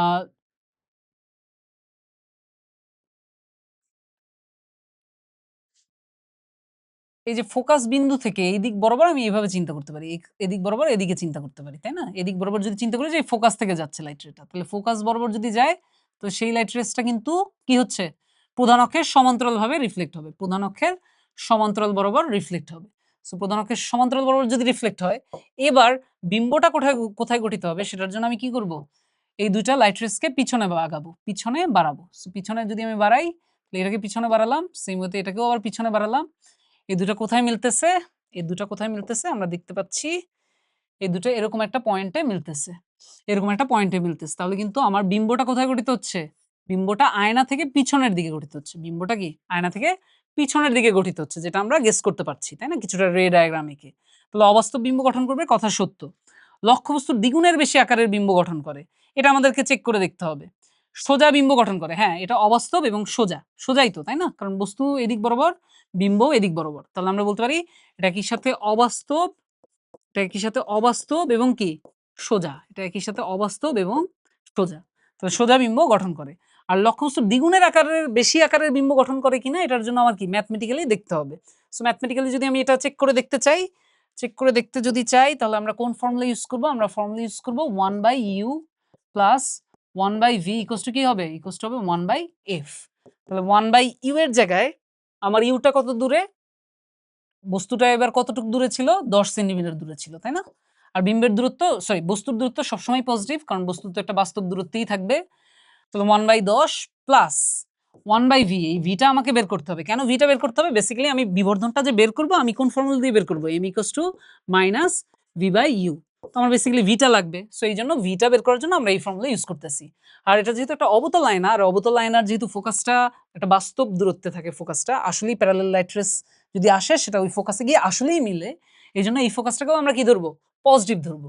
তাহলে 1/16, এটা যদি 1/16 হয় তো এখান থেকে আমি কি লিখতে পারি, 1/v equals to 1/16 minus 1/10, 1/16 minus 1/10। তাহলে এই দুটোর যদি আমি লসাগু চিন্তা করি, বা আমি যদি ডিরেক্ট চিন্তা করি, যেটা কত আসে 1/16 মাইনাস হচ্ছে 1/10 মাইনাস 1/10, তো এটা আসে মাইনাস 3/80, এটা কত আসে, এটা আসে মাইনাস 3/80। সো এটা যদি মাইনাস 3/80 হয় তাহলে v হবে কি, v হবে মাইনাস 80/3, v হবে মাইনাস 80/3 সেন্টিমিটার।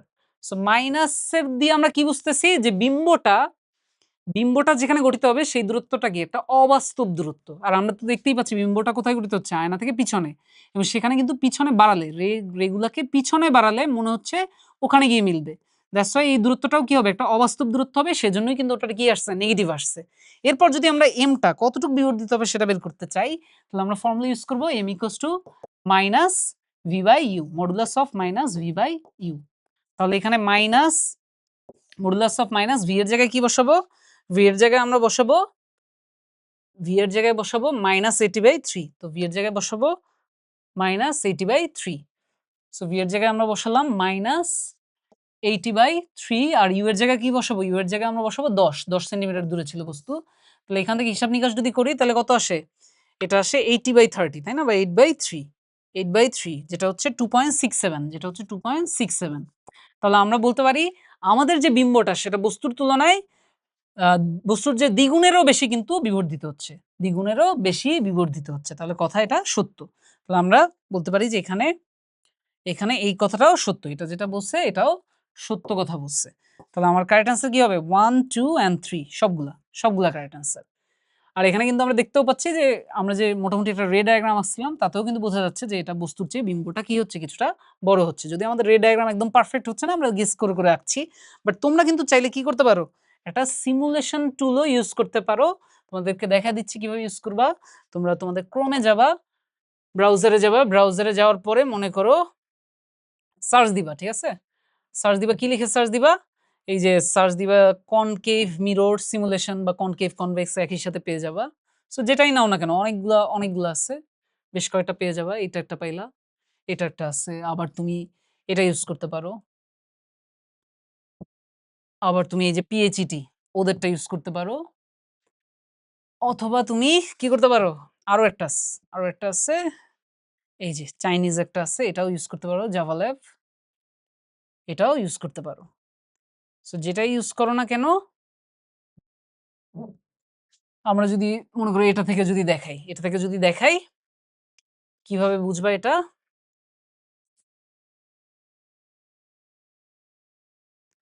একে তো তুমি নিজে খাতায় রে ডায়াগ্রাম এঁকেও বের করে ফেলতে পারবা, একটু সুন্দরভাবে আঁকবা, তাহলে নিজেও বের করে ফেলতে পারবা, বা তুমি এই সিমুলেশন গুলো দিয়েও কিন্তু বুঝে যাবা। সেখানে দেখো এটা একটা কি আয়না, এটা একটা অবতল আয়না। সেই অবতল আয়নায় দেখো সবসময় কিন্তু কি হয়, এই যে একটা বাস্তব বিম্ব গঠিত হচ্ছে তাই না, বাস্তব বিম্ব গঠিত হচ্ছে, এটা হচ্ছে ফোকাস বিন্দু, এটা হচ্ছে ফোকাস বিন্দু। সো সবসময় কি বাস্তব বিম্ব গঠিত হচ্ছে, সবসময় আমি যেখানেই বস্তুকে রাখি বিম্বটা সবসময় কি বাস্তব ও উল্টো, বিম্বটা সবসময় বাস্তব ও উল্টো। বাট যখনই আমি ফোকাসের ভিতরে ঢুকে যাব তখনই কিন্তু দেখো ফোকাসের ভিতরে যখনই আমি ঢুকে যাচ্ছি, কারণ আমাদের লাস্ট যে প্রবলেমটা করতেছিলাম, আমার বস্তু কিন্তু আমি 10 সেন্টিমিটার যখন সামনে আনছি, এবিকে দর্পণের দিকে 10 সেন্টিমিটার যখনই আমি সরাচ্ছি, তখন কিন্তু বস্তুটা ফোকাসের ভিতরে ঢুকে গেছে। সো ফোকাসের ভিতরে ঢুকলেই যেটা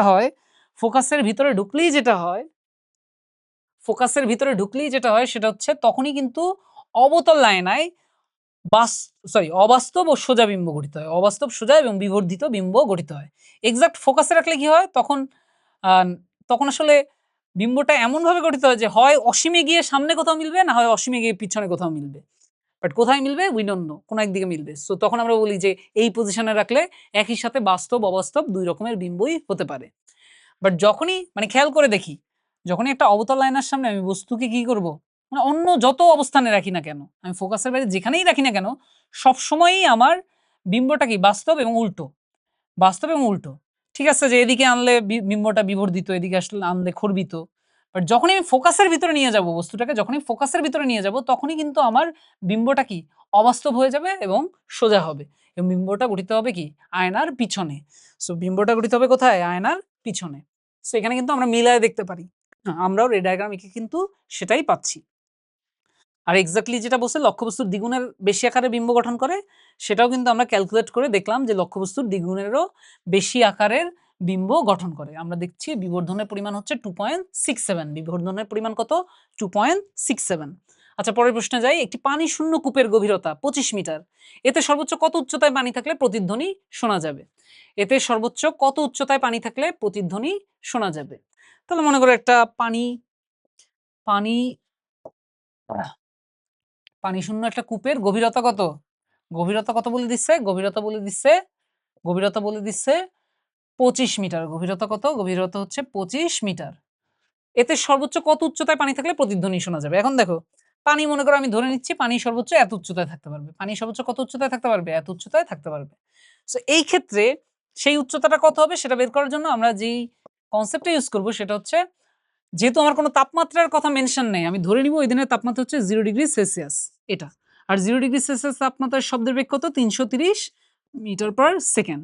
আর 0 ডিগ্রি সেলসিয়াস তাপমাত্রায় ৩৩০ মিটার পার সেকেন্ড শব্দের বেগ হলে, তখন আমি যদি প্রতিধ্বনি শোনার ন্যূনতম দূরত্বটা ক্যালকুলেট করি 2d = vt এই ফর্মুলা থেকে, তখন আমি d টা পাবো 16.5 মিটার। তাহলে আমার প্রতিধ্বনি শোনার জন্য ন্যূনতম এই দূরত্বটাকে কত হতে হবে? 16.5 মিটার। সো প্রতিধ্বনি শোনার জন্য এই দূরত্বটা ন্যূনতম যদি 16.5 মিটার হয়, তাহলে পানি থাকতে পারবে কতটুক? বলো? পানি থাকতে পারবে এই এতটুক জুড়ে পানি থাকতে পারবে। সেটা আমরা কিভাবে পাবো? 25 মাইনাস 16.5। তো 25 থেকে যদি আমি 16.5 বিয়োগ দেই, তাহলে কত হয়? 8.5 মনে হয়, তাই না? 25 থেকে যদি 16.5 বাদ দেই, তাহলে হয় 8.5। তাহলে 8.5 মিটার উচ্চতা পর্যন্ত কি থাকতে পারবে? সর্বোচ্চ কত উচ্চতায় পানি থাকলে প্রতিধ্বনি শোনা যাবে? সেটা হচ্ছে কত? 8.5 মিটার। তাহলে কারেক্ট অ্যান্সার হচ্ছে 8.5 মিটার। 8.5 মিটার। বুঝছি সবাই? তো এটাও কিন্তু বেশ ইজি একটা কোয়েশ্চেন। এরপর পরেরটায় চলে যাই আমরা। সূর্যের আলোর ক্ষেত্রে এটি একটি তাড়িৎ-চুম্বক তরঙ্গ। হ্যাঁ, এটি একটি তাড়িৎ-চুম্বক তরঙ্গ। তোমাদের যদি আমি সূর্যের যে আলো সেটা যে তাড়িৎ-চুম্বক তরঙ্গ, সেটা যদি একটা ডায়াগ্রাম দিয়ে যদি বুঝাই, তাহলে সূর্যের আলো আমরা এঁকে ফেলি। ঠিক আছে? সূর্যের আলো, সেটার জন্য আমরা আমাদের এটা মনে করো একটা এক্সিস দিলাম, এটা আরেকটা, আর এটা হচ্ছে আরেকটা। তো সূর্যের আলোটা যেভাবে ট্রান্সমিট হয় সেটা হচ্ছে মনে করো এই একটা তাড়িৎ চৌম্বক তরঙ্গ। সো এটার মধ্যে একটা তাড়িৎ তরঙ্গ থাকে, তড়িৎ তরঙ্গ থাকে, আর একটা থাকে চৌম্বক তরঙ্গ। সো তাড়িৎ তরঙ্গটা বা তড়িৎ তরঙ্গটাকে আমরা মনে করি এইভাবে আঁকলাম, যেটা এই প্লেনে আছে। এই প্লেনে কি আছে? তড়িৎ তরঙ্গ। এই প্লেনে কি আছে? তড়িৎ তরঙ্গ। এই প্লেনে আছে তড়িৎ তরঙ্গ। মনে করো এটা 3টা এক্সিস আর কি। 3টা এক্সিসের মধ্যে এই এক্সিসটায় যাচ্ছে আমাদের যে তড়িৎ তরঙ্গ বা ইলেকট্রিক যে ওয়েভটা সেটা। আর যদি আমি ইসের কথা চিন্তা করি, ম্যাগনেটিক ওয়েভের কথা চিন্তা করি, চৌম্বক যে তরঙ্গটা সেটা যাচ্ছে কোন প্লেনে? তড়িৎ তরঙ্গটা যদি এই প্লেনে, মানে তড়িতের যে অসিলেশনটা সেটা যদি এই প্লেনে হয়, ম্যাগনেটের যে বা ম্যাগনেটিক ফিল্ডের যে অসিলেশনটা সেটা হবে কি এই প্লেনে। সো ম্যাগনেটিক ওয়েভটা যাবে কিভাবে? এই যেভাবে। বুঝতে পারছি কিনা? তাহলে ইলেকট্রিক ফিল্ডের অসিলেশন হচ্ছে এই বরাবর, তাহলে ইলেকট্রিক ওয়েভটা যাচ্ছে এই বরাবর। ম্যাগনেটিক ফিল্ডের অসিলেশন হচ্ছে এই বরাবর, তাহলে ম্যাগনেটিক ফিল্ডটা যেটা সেটা যাচ্ছে কোন বরাবর, সেটা যাচ্ছে এই বরাবর। আর আমার ওয়েভটা প্রপাগেট করতেছে কি এই দুটার সাথে পারপেন্ডিকুলার এদিক বরাবর আমার ওয়েভটা প্রপাগেট করতেছে।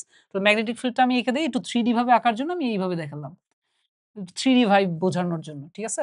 তাহলে আমার ম্যাগনেটিক ফিল্ড যেটা সেটা প্রপাগেট করতেছে বা অসিলেট করতেছে কোন প্লেনে, এই প্লেনে।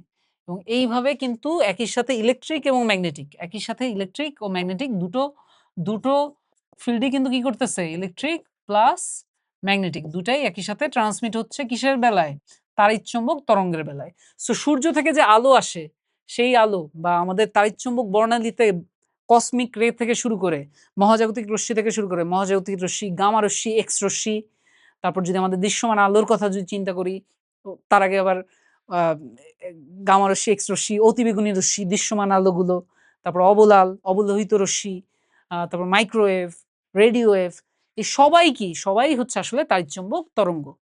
সবার ফ্রিকোয়েন্সি আর ওয়েভলেংথটা একটু ডিফারেন্ট, বাট সবাই কিন্তু তাড়িৎচুম্বক তরঙ্গ এবং সবাই এইভাবে ট্রান্সমিট হয়। তো সূর্যের আলোর ক্ষেত্রে এটি তাড়িৎচুম্বক তরঙ্গ, কথা সত্য। এটা কথা কিন্তু সত্য, কথা ভুল বলে নাই, সো কথা সত্য। এটি এক ধরনের অনুপস্থিত তরঙ্গ, দেখতেই পাচ্ছ অসিলেট যেদিকে হচ্ছে, তাই না? কণাগুলো যেদিকে অসিলেট হচ্ছে ওয়েভটা প্রপাগেট করতেছে কি তার সাথে পারপেন্ডিকুলার। আবার এইদিকে এটা তো ইলেকট্রিক ফিল্ডের পার্সপেক্টিভে বললাম। যদি ম্যাগনেটিক ফিল্ডের পার্সপেক্টিভে বলি, ম্যাগনেটিক ফিল্ডের কণাগুলো অসিলেট করতেছে যেদিক বরাবর, ওয়েভটা কিন্তু প্রোভাইড করতেছে কি, ওয়েভটা প্রপাগেট করতেছে কিন্তু তার সাথে পারপেন্ডিকুলার ভাবে। সো এটাই তো অনুপ্রস্থ তরঙ্গের কন্ডিশন, যে যখন পার্টিকেলগুলো যেই প্লেনে অসিলেট করে তার সাথে তরঙ্গটা যায় কি 90 ডিগ্রি অ্যাঙ্গেলে। এটাই তো আমার কিসের কন্ডিশন বলো? এটাই হচ্ছে আমার অনুপ্রস্থ তরঙ্গ, সেটার কন্ডিশন, যে আমার কণাগুলো যেদিক বরাবর কম্পিত হয়, যেই তলে কম্পিত হয় তার সাথে বা যেই দিকে কম্পিত হয় তার সাথে 90 ডিগ্রি অ্যাঙ্গেলে আমার যে তরঙ্গটা সে তরঙ্গ প্রবাহিত হয়। এটাই হচ্ছে অনুপ্রস্থ তরঙ্গের যে কন্ডিশন সেটা। তাহলে এটি এক ধরনের অনুপ্রস্থ তরঙ্গ, সেটা ট্রু। এটা একই সাথে আমরা দেখতে পাচ্ছি দুইটা অনুপ্রস্থ তরঙ্গ, তাই না? একটা ইলেকট্রিক ফিল্ডের জন্য আর এটা কি, আর হচ্ছে ম্যাগনেটিক ফিল্ডের জন্য। কম্পাঙ্ক বেশি হলে বেগও বেশি হয়, এটা কি কথা সত্য? কম্পাঙ্ক বেশি হলে কি বেগ বেশি হয়? আমার মনে করো কম্পাঙ্ক বেশি হলে বেগও বেশি হয়। যে কোনো তাড়িৎচুম্বক তরঙ্গ, সেটা দৃশ্যমান আলো হোক বা রেডিও তরঙ্গ হোক বা আল্ট্রাভায়োলেট রে হোক, কসমিক রে হোক, প্রত্যেকটারই যে বেগ, যে বেগটাকে আমরা সি দিয়ে লিখি, যেটা হচ্ছে 299,792,458 metre per second, 458 metre per second. তাহলে এই যে প্রত্যেকটা তাড়িৎচুম্বক তরঙ্গেরই যে বেগ, সেই বেগটা কিন্তু নির্দিষ্ট, যেটাকে আমরা সহজভাবে বোঝার জন্য এই 3 × 10⁸ এটা দিয়ে লিখি। তো যেহেতু এই বেগটা একটা নির্দিষ্ট ভ্যালু, তাহলে কম্পাঙ্ক বেশি হলে বেগ বেশি হয়। এই কথা কি সত্য? বেগটা কি? বেগটা হচ্ছে ধ্রুবক। এই ক্ষেত্রে আসলে বেগটা কি? বেগটা হচ্ছে ধ্রুবক। কম্পাঙ্ক বেশি হলে, কারণ আমরা জানি কি v = f λ। যদি কম্পাঙ্ক বেশি হয় তাহলে যে কাহিনী ঘটবে, কম্পাঙ্ক যদি বেশি হয় তাহলে আমার তরঙ্গ দৈর্ঘ্য আবার কি হবে? তরঙ্গ দৈর্ঘ্য কম হবে। বাট ঘুরে ফিরে আমার v বা c, যেটা হচ্ছে আলোর বেগ, সেটা কিন্তু কি থাকতেছে? কনস্ট্যান্ট থাকতেছে। তাহলে এটা কথা সত্য না। তাহলে কথা সত্য কোনটা? 1 আর 2। তাহলে কথা সত্য কোনটা? 1 আর 2। বুঝছি কিনা? এটা কিন্তু খুবই ইন্টারেস্টিং একটা প্রশ্ন। সো আশা করি বুঝছো। দন্ত চিকিৎসকগণ কোন আলোকীয় যন্ত্র ব্যবহার করেন? দন্ত চিকিৎসক, তুমি যদি ডেন্টিস্টের কাছে যাও, কার কাছে যাও? ডেন্টিস্ট। তো ডেন্টিস্ট কি করবে? তোমার মনে করো কোনো একটা দাঁতে কি করা লাগবে? মনে করো রুট ক্যানেল করা লাগবে। তোমার কোনো একটা দাঁতে রুট ক্যানেল করা লাগবে। সো তোমার ওই দাঁতটাকে দেখার জন্য তোমাকে ডেন্টিস্টের কাছে গেলে, ডেন্টিস্ট হচ্ছে ডেন্টিস্টদের কাছে এরকম একটা চেয়ার থাকে বা এরকম একটা হেলানো জিনিস থাকে, ওটাতে তোমাকে বসায় দিবে বা শুয়ে পড়বা তুমি। তারপর তোমার মুখের ভিতরে একটা অবতল দর্পণ ঢুকায় দিবে। কেন অবতল দর্পণ ঢুকায় দিবে? কারণ অবতল দর্পণেই তো আমরা দেখছি। অবতল দর্পণে কি হয়? আমরা অবতল দর্পণে কি দেখছি? যে অবতল দর্পণে আমি যখন বস্তুকে মনে করো, এই যে বস্তুকে যখন অবতল দর্পণটা তোমার, এইটা মনে করো তোমার দাঁত, এটাকেই চিন্তা করো তোমার দাঁত, এটাকেই চিন্তা করো কি তোমার দাঁত। সেটা যদি তোমার দাঁত হয়, তো এটা যদি তোমার দাঁত হয় আর এখানে যদি ডেন্টিস্টের অবতল যে দর্পণটা সেটা যদি রাখে, তাহলে কিন্তু তোমার দাঁতটাকে সে অনেক কিভাবে দেখতে পারবে? অনেক বড় করে দেখতে পারবে। যদি একটু উল্টো দেখবে, বাট যতটুকু সাইজ তার চেয়ে বড় করে দেখতে পারবে। যেহেতু এক্ষেত্রে তোমার দাঁতটাকে পর্যবেক্ষণ করাই হচ্ছে ডাক্তারের কাজ, তো তাহলে উনি অবশ্যই অবতল দর্পণ ব্যবহার করবে। অবশ্যই কি ব্যবহার করবে? অবতল দর্পণ ব্যবহার করবে, যাতে সে তোমার দাঁতটাকে বড় করে দেখতে পারবে। যাতে দেখতে পারে, কারণ উত্তল দর্পণ ইউজ করলে তো তোমার দাঁতকে আরো ছোট হয়ে যাবে, সেটা তো আরো বিম্ব ছোট হবে। সো অবশ্যই ডাক্তার তোমার দাঁতকে আরো ছোট করে দেখতে চায় না, সে বড় করে দেখতে চায়। সো তাহলে কোন কোন দর্পণ ইউজ করবে? অবতল দর্পণ। কি ইউজ করবে? অবতল দর্পণ। এখানে কিন্তু লেন্সের কোনো কাহিনী নাই। তাহলে কোন দর্পণ ইউজ করবে? অবতল দর্পণ, যাতে তোমার দাঁতটাকে একটু বড় করে দেখতে পারে। পরের কোয়েশ্চেনে চলে যাই। এ বিন্দুতে শক্তির পরিমাণ 100 জুল হলে ডি বিন্দুতে শক্তির পরিমাণ কত হবে? সো এ বিন্দুতে শক্তির পরিমাণ 100 জুল হলে, সো এ বিন্দু কোথায়? এ বিন্দু হচ্ছে এখানে। এ বিন্দু কোথায়? এ বিন্দু হচ্ছে এখানে। আর ডি বিন্দু কোথায়? ডি বিন্দু হচ্ছে এখানে। তাহলে এ বিন্দুর বিস্তার আমরা দেখতে পাচ্ছি, আমরা এখানে যে ইনফরমেশন দেওয়া আছে তাতে আমরা দেখতে পাচ্ছি এ বিন্দুর বিস্তার কত? 20 সেন্টিমিটার। আমরা দেখতে পাচ্ছি এ বিন্দুর বিস্তার কত? এ বিন্দুর বিস্তার হচ্ছে, এ বিন্দুর বিস্তার হচ্ছে কত? 20 সেন্টিমিটার। এ বিন্দুর বিস্তার হচ্ছে 20 সেন্টিমিটার। আর আমরা যদি দেখি ডি বিন্দুর বিস্তার কত? ডি বিন্দুর বিস্তার হচ্ছে কত? এখানে দেওয়া আছে 100 সেন্টিমিটার। ডি বিন্দুর বিস্তার যদি আমরা দেখি, কত বিস্তার? 100 সেন্টিমিটার। তাহলে ডি বিন্দুর বিস্তার হচ্ছে 100 সেন্টিমিটার। তাহলে এর তুলনায় ডি বিন্দুর যে বিস্তার সেটা কত গুণ? এর তুলনায় ডি বিন্দুর যে বিস্তার সেটা কত গুণ? সেটা হচ্ছে 5 গুণ। সেটা কত গুণ? সেটা হচ্ছে 5 গুণ।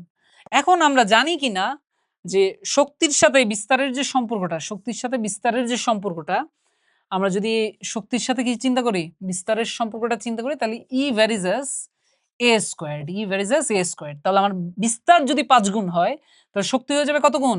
5 5 25 গুণ। শক্তি হয়ে যাবে কত গুণ? 25 গুণ। তাহলে যেহেতু আমার বলছে এ বিন্দুতে শক্তির পরিমাণ 100 জুল, তাহলে ডি বিন্দুতে শক্তির পরিমাণ কত হবে? তার 25 গুণ। তার মানে 25 × 100 2500 জুল। তাহলে কারেক্ট অ্যান্সার হচ্ছে 2500 জুল। পরেরটায় চলে যাই। T = 2 pi root over L by G. T = 2 pi, T = 2 pi root over L by G. বলছে উদ্দীপকের দোলনকাল টি কখন বেশি হবে? উদ্দীপকের দোলনকাল টি কখন বেশি হবে? টি কখন বেশি হবে? টি বেশি হবে যদি পেন্ডুলামের ভর বৃদ্ধি পেলে। এটা কি ট্রু? না। কারণ পেন্ডুলামের যে দোলনকাল সেটা তো ভরের উপর নির্ভরই করে না। এই ফর্মুলায় কোথাও ভর আছে? ভর কিন্তু নাই। সো এম এর উপর নির্ভর করে না। তাহলে পেন্ডুলামের ভর বৃদ্ধি পেলে এটা কথা সত্য না। সুতার দৈর্ঘ্য বৃদ্ধি পেলে কি টি বেশি হবে? দেখো, টি আমরা এখান থেকে কি বলতে পারি? টি ভার্সেস রুট এল। তাহলে এটার সাথে যেহেতু সমানুপাতিক, যদিও বর্গমূলের সমানুপাতিকভাবে সম্পর্কিত, বাট স্টিল যেহেতু সমানুপাতিক, তাহলে এটা যদি বাড়ে তাহলে এটাও বাড়বে। তাহলে সুতার দৈর্ঘ্য বৃদ্ধি পেলে আমার কি হবে? দোলনকাল টি বেশি হবে। আর জি এর মান কমলে, এটা দেখি, যেহেতু টি ভ্যারিজেস 1/√g, তো জি এর মান যদি কমে, জি এর মান যদি কি হয়? জি এর মান যদি কমে, জি এর মান কমলে টি এর মান কি হবে? টি এর মান বাড়বে। জি এর মান কমলে টি এর মান বাড়বে। তাহলে 2 আর 3 হচ্ছে কারেক্ট অ্যান্সার। তাহলে এটা হচ্ছে কারেক্ট অ্যান্সার। পরেরটায় যাই। নিচের উদ্দীপকের আলোকে পরবর্তী দুটি প্রশ্নের উত্তর দাও। এখানে কি বলছে? কিছু ইনফরমেশন দেওয়া আছে। কিছু ইনফরমেশন কি দেওয়া আছে? চিত্রে পিএম এমএফ হচ্ছে কত? 4 সেন্টিমিটার। PM = MF 4 centimetre. তাহলে পিটা কিন্তু পি বিন্দুটা এখানে দেওয়া, বাট পি বিন্দুটা কোথায়? আসলে এখানে। এইটা হচ্ছে পি বিন্দু। তাহলে পিএম এমএফ এটা যদি দুটাই 4 সেন্টিমিটার হয়, তাহলে এই ফোকাসটা কত দূরে আছে? কারণ এফ দিয়ে ফোকাস মিন করা হচ্ছে 4 4 8 সেন্টিমিটার দূরে আছে। এরপর জানতে চাচ্ছে দর্পণটির বক্রতার ব্যাসার্ধ কত? সো আমরা যেহেতু কি জানি? F = r/2, তাহলে r = কি? 2f। যেহেতু ফোকাস দূরত্বটা হচ্ছে 8, তাহলে বক্রতার ব্যাসার্ধটা কি হবে? 8 দুগুণে 16 সেন্টিমিটার। তাহলে বক্রতার ব্যাসার্ধ কত? এটা হচ্ছে 16 সেন্টিমিটার। পরেরটা যাই। পরে বলতেছে বিও বস্তুর প্রতিবিম্বের অবস্থান কোথায় হবে? বিও বস্তুর প্রতিবিম্বের অবস্থান কোথায় হবে? সো এটা আমরা রে ডায়াগ্রাম এঁকে দেখি, বোঝার চেষ্টা করি।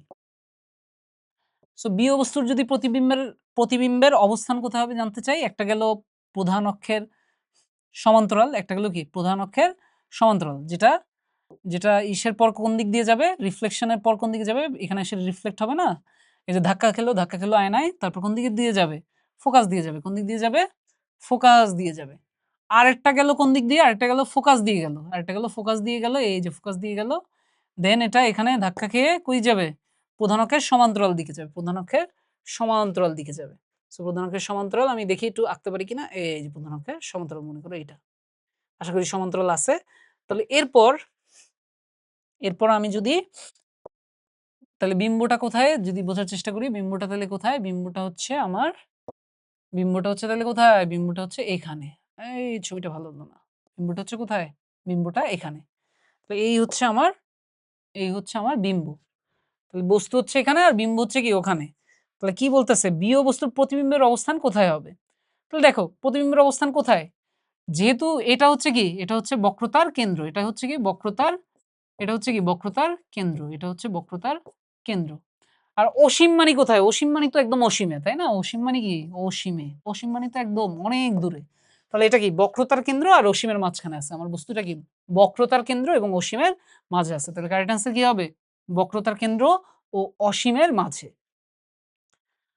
তাহলে পরের এটা তো বের করে ফেললাম। তারপরে ২৩ নম্বরে যাই। বাদুড় পথ চলার সময় ব্যবহার করে শব্দের প্রতিসরণ, ব্যতিচার, উপরিপাতন কোনটা? বাদুড় যখন পথ চলে তখন বাদুড় কিন্তু চোখে দেখে না। বাদুড় কি করে? একটা সাউন্ড ক্রিয়েট করে। ওই সাউন্ড গিয়ে সামনে গিয়ে কি হয়? রিফ্লেক্ট হয়ে ওর কানে আসলে ও বুঝে যায় এই জিনিসটা এতটা দূরে আছে। সামনে এতটা দূরে একটা অবস্টাকল বা বাধা আছে। তখন ও সরে যায়। বুঝছি? বাদুড় কিন্তু এইভাবে কাজ করে। যে সাউন্ডের ইকো বা রিফ্লেকশনটা ইউজ করে কাজ করে। সো বাদুড় পথ চলার সময় ব্যবহার করে শব্দের প্রতিফলন। এটা হচ্ছে কারেক্ট অ্যান্সার। কারণ ওই ইকো বা প্রতিধ্বনি হয়ই কিন্তু শব্দের প্রতিফলনের জন্য। সো ইকো বা প্রতিধ্বনি সেটা হয়ই কিন্তু শব্দের কিসের জন্য? শব্দের প্রতিফলনের জন্য। শব্দ তরঙ্গের বিস্তার ৩ গুণ বাড়ালে শব্দের তীব্রতা কত গুণ হবে? সো আমরা জানি I ভেরিজাস A স্কয়ার্ড। সো বিস্তার যদি ৩ গুণ বাড়ানো হয় তাইলে শব্দের তীব্রতা হবে কত গুণ? ৩ ৩ ৯ গুণ। কত গুণ হবে? ৯ গুণ। তাহলে কারেক্ট অ্যান্সার হচ্ছে ৯ গুণ। তারপর আমাদের লাস্ট যে প্রশ্ন, এক ব্যক্তি দর্পণের সামনে দাঁড়িয়ে নিজ দৈর্ঘ্যের চেয়ে দ্বিগুণ দৈর্ঘ্যের প্রতিবিম্ব দেখতে পান। বিম্বের রৈখিক বিবর্ধনের মান কত? তাহলে একজন মনে করো এখানে দাঁড়াইছে দর্পণের সামনে, এটা মনে করো কোনো একটা দর্পণ। সে নিজের ডাবল সাইজের প্রতিবিম্ব দেখছে। কি দেখছে? নিজের ডাবল সাইজের প্রতিবিম্ব দেখছে। তো রৈখিক বিবর্ধন কি হবে? রৈখিক বিবর্ধন হবে ২। একদম ইজি প্রশ্ন। তাহলে আজকে এতটুকুই। আমরা কিন্তু প্রতিটা প্রশ্নই নিয়ে একটু ডিসকাস করলাম। সো স্টিল তোমাদের কোনো কনফিউশন থাকলে কি করবা? কমেন্টে জানাবা। আর রেগুলার কিন্তু আমাদের কি করবা? ক্র্যাশ কোর্সের ক্লাসগুলো করবা। আর হচ্ছে সামনে ঈদ আসছে, ঠিক আছে? ঈদে চিল করবা, কোনো ব্যাপার না। বাট ঈদের আগ পর্যন্ত যে ক্লাসগুলো সেগুলো করবা। আবার ঈদের পরেও তো আমাদের ক্লাস হবে। সেই ক্লাসগুলো করবা। আর রেগুলার আমাদের এক্সামগুলো অবশ্যই দিবা। মনে রাখবা আমাদের যে সবচেয়ে বেশি যে পয়েন্ট কালেক্ট করতে পারবা এই এক্সামগুলো দিয়ে এবং ক্লাসগুলো করে তার জন্য থাকছে কিন্তু একটা ল্যাপটপ। সো দেখি একটা হাড্ডাহাড্ডি লড়াই শেষে আশা করতেছি ল্যাপটপটা কেউ একজন পেয়ে যাবা। আরেকটা জিনিস হচ্ছে আমাদের কিন্তু আরেকটা কোর্স আমাদের ওয়েবসাইটে গেলে পাবা, সেটা হচ্ছে কলেজ অ্যাডমিশন কোর্স। সো তোমরা যদি কেউ এসএসসির পরে Saint Joseph, Holy Cross, Notre Dame college এইসব কলেজে পড়তে চাও, তারা কিন্তু চাইলে আমাদের ওই কলেজ অ্যাডমিশনের যে কোর্সটা ওটাকে প্রি-বুক করে নিতে পারো। ওটা যারা প্রি-বুক করবা তোমাদের জন্য পরে কি থাকবে? একটা স্পেশাল অফার থাকবে। So thank you everyone. সবাই ভালো থাকবে। পরের ক্লাসে আবার দেখা হবে। আল্লাহ হাফেজ। আসসালামু আলাইকুম।